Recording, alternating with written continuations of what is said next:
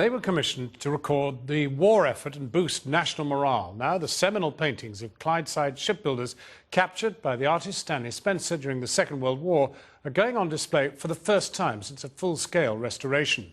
The huge paintings, collectively known as Shipbuilding on the Clyde, took 6 years to create. Newly restored, they're on display this week at a site synonymous with the industry's past, Chatham Historic Dockyard in Kent. Stephanie West went to see.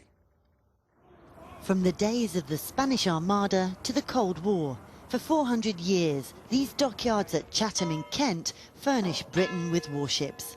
But since shutting up shop a quarter of a century ago, it's evolved into a showcase for shipbuilding history. And from this week, it's celebrating the toil of another great shipyard, displaying these vast canvases of workers at Port Glasgow on the Clyde, painted by the artist Stanley Spencer during the Second World War, to capture the British spirit. There was a propaganda value, I think, ultimately in the commissioning of the work, and that was a sort of almost like an unwritten background agenda. But I think Spencer completely transcends it. An official artist in the First World War, Spencer was singled out by the War Artists Advisory Committee to have this unprecedented access to a working shipyard in 1940. He utilised rationed materials, including toilet paper, for his task.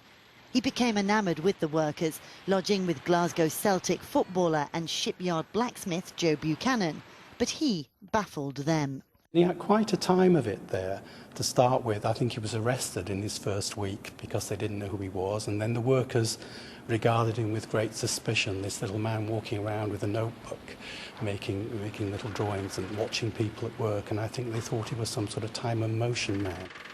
However, over 6 years he created 8 huge paintings of their industry.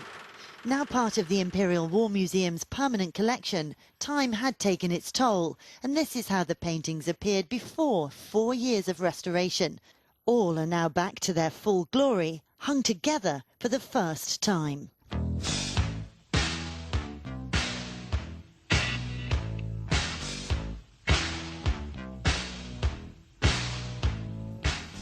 The venue in which they're being shown here at Chatham's Historic Dockyard has also been restored. It took £13 million to transform the former smithery into an art gallery. It opens this week for these paintings, the final part of a huge investment to regenerate the 80-acre site. They built the last ship here in Chatham in 1951. They made submarines until the 1960s and refitted ships, but when the dockyards closed in 1984, it brought to an end 4 centuries of shipbuilding history. But it's been transformed. There are 120 businesses based on this site and even new housing. Other dockyards are hoping to achieve similar restoration projects, but they do so in a time of contraction. It's not just Clydeside, there's issues in Belfast with the old Harland Wharf docks in Belfast. Everybody's wondering what to do with bits of Devonport dockyard as the Navy begin to move out of elements of that. It's tough. I think as we go forward with the funding climate as it is, difficult decisions are going to need to be made. But for now, shipbuilding on the Clyde is being celebrated here at Chatham on display until December.